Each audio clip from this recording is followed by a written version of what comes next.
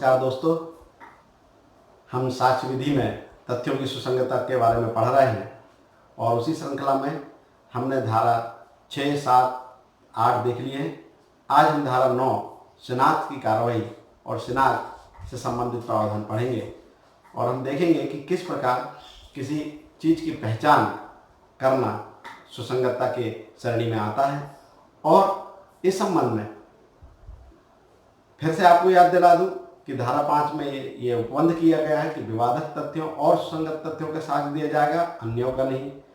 तो हम विवादक तथ्य या सुसंगत तथ्य के संबंध में उनकी पहचान, उनके स्पष्टीकरण, उनके अनुमान का समर्थन या खंडन करने वाली बात, किसी व्यक्ति, वस्तु, समय, संबंध और स्थान की अनन्यता के बारे में उनकी पहचान करने वाली सुसंगतता के विषय में आज पढ़ेंगे। इसके संबंध में अगर पहले बैरेट की भाषा देखें तो मैं बैरेट की भाषा को पढ़ता हूँ। वे तथ्य जो विवादक तथ्य या सुसंगत तथ्य के स्पष्टीकरण या पुनर्स्थापन के लिए आवश्यक है। यहाँ दो शब्द बताए गए हैं कि विवादक तथ्य या सुसंगत तथ्य के स्पष्टीकरण के तौर पर या पुनर्स्थापन के लिए जरूरी है, आवश्यक है। ऐसा बताना जरूरी है कि विवादक तथ्य या सुसंगत तथ्यों का स्पष्टीकरण होना चाहिए या उनकी पुनः वही की वही व्याख्या होना चाहिए या वही की वही पहचान होना चाहिए जो विवादक तथ्य या सुसंगत तथ्य के रूप में वे तथ्य हैं।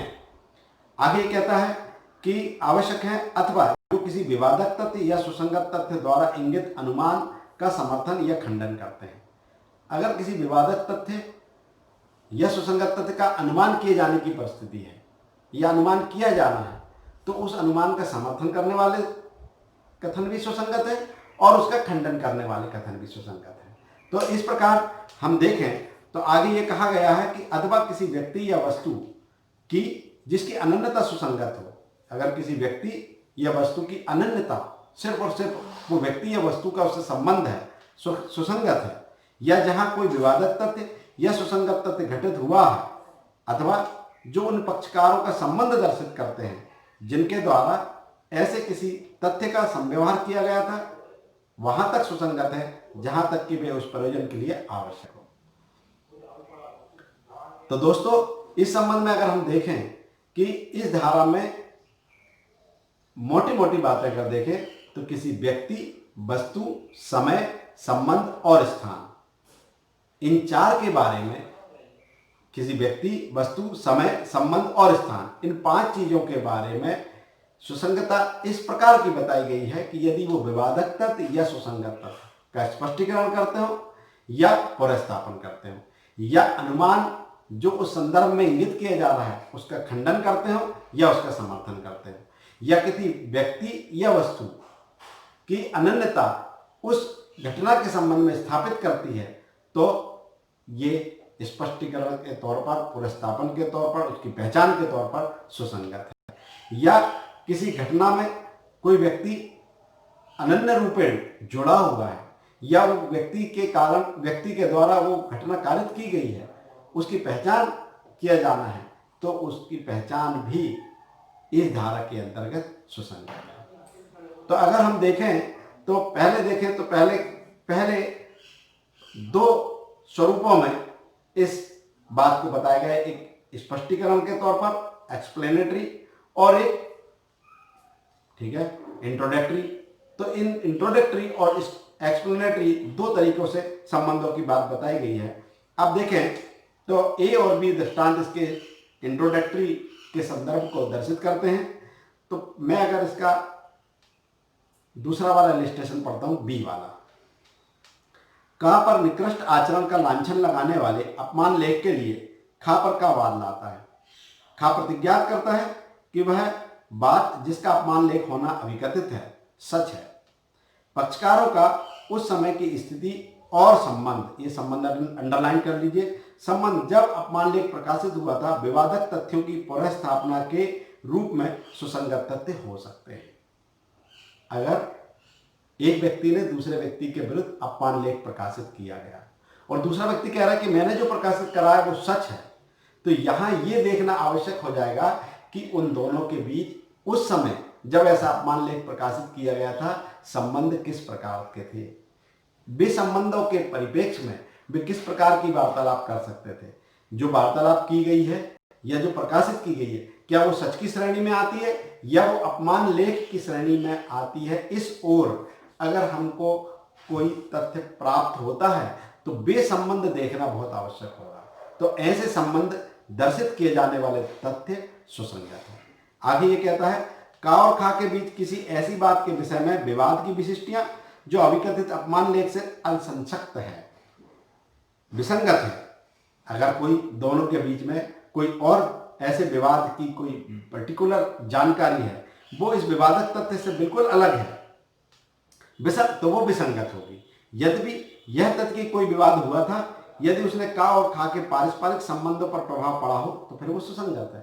अगर कोई विवाद हुआ और उस विवाद के कारण उन दोनों के परस्पर रिलेशन पर कोई इफेक्ट आया और उस परस्पर रिलेशन के कारण ही ऐसा अपमानकारक बात सामने आ रही है या वो बात सच है, ये बताने के लिए उन दोनों का संबंध सुसंगत है। ऐसे संबंध को दर्शित वाले सभी कथन सुसंगत है।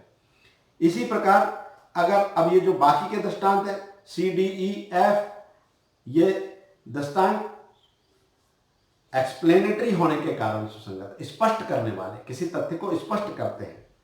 अब यहां देखिए, मैं गा वाला दृष्टांत बताऊं, ये दो तरीके से हमको सुसंगतता बताता है कि जैसे हमने इबारत में पढ़ा है कि अनुमान इंगित करने के खंडन को या समर्थन को दर्शित करने वाले तथ्य सुसंगत है।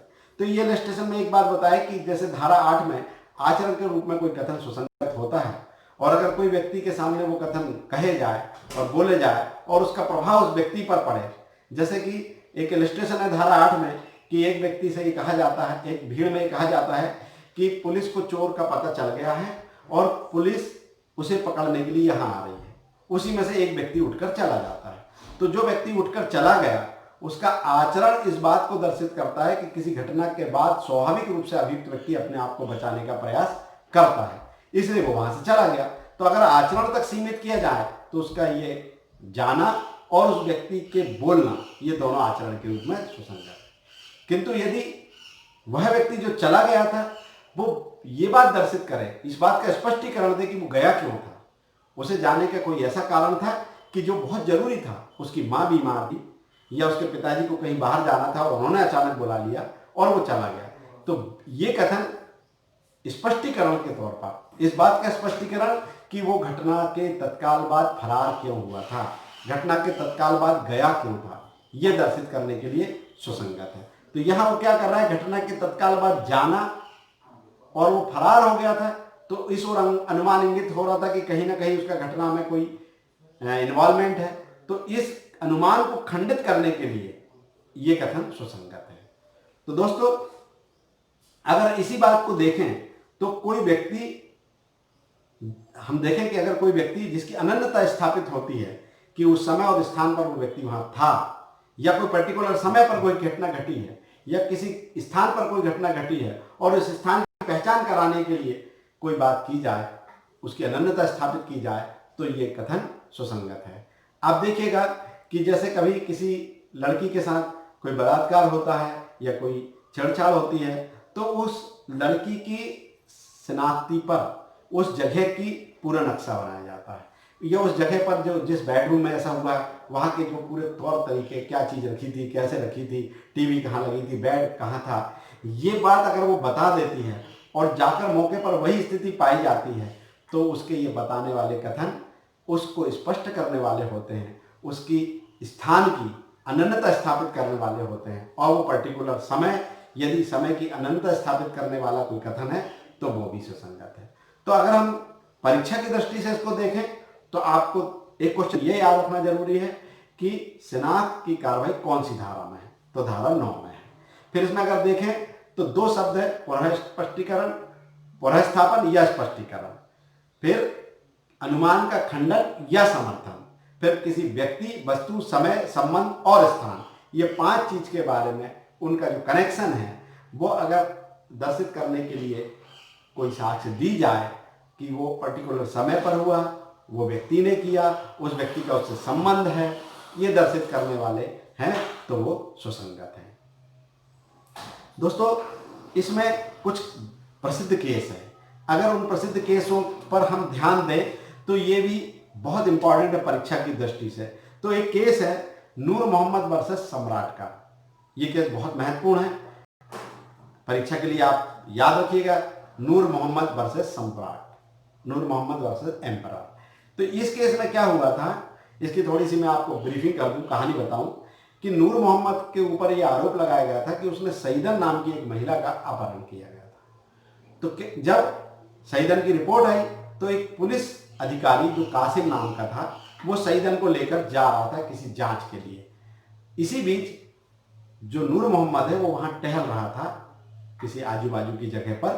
तो सईदन ने जोर से चिल्लाया कि ये व्यक्ति है जो मेरे अपहरण करने में शामिल है, ये भी एक व्यक्ति है जो मेरे अपहरण करने में शामिल है।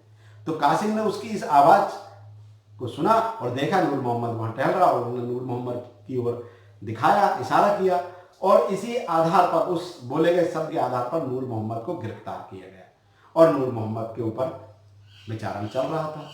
परंतु हुआ यूं कि जो सईदन है वो कोर्ट में जाके बदल गई और उसने नूर मोहम्मद को और उसके साथियों को फंसाया नहीं, बल्कि उसके विपरीत कथन किए और वो प्रोसिक्यूशन का सपोर्ट नहीं कर पाई। तो प्रोसिक्यूशन ने यहाँ पर एक आवेदन किया न्यायालय के समक्ष कि साहब जो कासिम है उसके कथन किए जाना जरूरी हो गया है, क्योंकि कासिम की उपस्थिति में और उसी समय इस सईदन ने ये कहा था कि नूर मोहम्मद उसके अपहरण की घटना में शामिल व्यक्ति है, और ये उसने एकाएक कहा था, स्वयं से कहा था, जबकि उसकी कोई पहचान नहीं कराई गई थी। उसे तो हम जांच के लिए ले जा रहे थे, परंतु वहां उपस्थित आधार पर उसने ये बात कही थी और इसी आधार पर नूर मोहम्मद को हमने गिरफ्तार भी किया। तो जब जो सुपीरियर कोर्ट है उसने इस बात को माना और इजाजत दी और नूर मोहम्मद को जो गिरफ्तार करने का कारण दर्शित करने के लिए कासिम के कथनों को सुसंगत माना और बल्कि ग्राह्य किया गया। तो देखिए कितना बारीक तरीके से इसमें ये बात को निकाला गया कि अगर वो महिला उस समय नहीं बोलती, नहीं चिल्लाती, तो नूर मोहम्मद का पता नहीं चलता। चूंकि उसने बोला, इसलिए स्पष्ट करने वाले और उसकी पहचान करने वाले कि इस व्यक्ति की अनन्यता स्थापित कर रही है, ये कथन सुसंगत माने गए। इसी प्रकार एक रहन लालू का मामला, रहन लालू वर्सेस सम्राट। रहन लालू के मामले में भी क्या हुआ कि एक पति अपनी पत्नी की हत्या कर रहा था, उसी बीच पास में खड़ा एक बच्चा चिल्लाया, जोर से चिल्लाया कि ये मार रहा है और उन्होंने मेरी माँ को मार दिया है। तो यहाँ पर उस बच्चे के कथन इस स्पष्टीकरण के तौर पर स्वीकार किए गए कि अगर वो नहीं चिल्लाता तो आसपास जो उपस्थित भीड़ है वहां नहीं पहुंचती, और जो भीड़ है उसी के कथन के कारण ही वहां पहुंची। इसलिए उसके कथन इस बात को स्पष्ट करने के लिए सुसंगत है कि वो भीड़ इस कारण यहां पर उपस्थित हुई कि इस बच्चे ने चिल्लाया। तो दोस्तों इसी के साथ एक और केस आप लिख लीजिए, सम्राट वर्सेस अब्दुल गनी एवं अन्य। सम्राट वर्सेस अब्दुल गनी भाई एवं अन्य। इस केस में क्या हुआ था कि इस केस में एक बैंक से 4 बैंक ड्राफ्ट चोरी हो गए। उन 4 बैंक ड्राफ्ट में से एक बैंक ड्राफ्ट एक दूसरी बैंक से भुना लिया गया। अब उस एक बैंक ड्राफ्ट भुनाने के बाद दूसरा बैंक ड्राफ्ट उस बैंक में आता, इसके पहले ही जिस बैंक से चोरी हुए थे उस बैंक ने सभी बैंकों को एक सूचना सर्कुलेट किया कि 4 बैंक ड्राफ्ट अमुक अमुक नंबर एंड नाम वाले चोरी हो गए हैं, तो उनके भुगतान ना किया जाए। जब ये बात इस बैंक को भी पता चली जहां से वो बैंक ड्राफ्ट भुना लिया गया था, उसने पुलिस को सूचना दी, और जब दूसरा बैंक ड्राफ्ट भुनाने की स्थिति आई तो अभियुक्त पकड़ा लिया गया। तो यहां पर जो बैंक के लिपिक ने पुलिस को सूचना दी और उस सूचना के आधार पर उस व्यक्ति को पकड़ा गया। यह स्पष्टीकरण के तौर पर इन कथनों को सुसंगत माना गया कि वो इस बात का स्पष्टीकरण कर रहे हैं कि ये बैंक ड्राफ्ट भुनाने से पहले इस बात की सूचना मिल चुकी थी कि उनका जो है चोरी हो गए हैं, और इसकी सूचना पुलिस को दी जा चुकी है। दोस्तों इसके सभी इलस्ट्रेशन इंपॉर्टेंट है, इनको आपको पढ़ना जरूरी है। अब हम ये देखें कि हमने इसमें देखी कि व्यक्ति की शिनाख्त भी इस धारा में, इस व्यक्ति का संबंध, व्यक्ति की अनन्यता स्थापित यदि करने वाले कथन हो तो वो सुसंगत है। तो एक प्रश्न ये आता है कि शिनाख्त की कार्रवाई कौन करता है और कैसे की जाना चाहिए। तो इसमें शिनाख्त की कार्रवाई कोई भी कर सकता है, पुलिस भी कर सकती है, मजिस्ट्रेट भी कर सकते हैं, डॉक्टर भी कर सकता है, कोई अन्य व्यक्ति भी कर सकता है।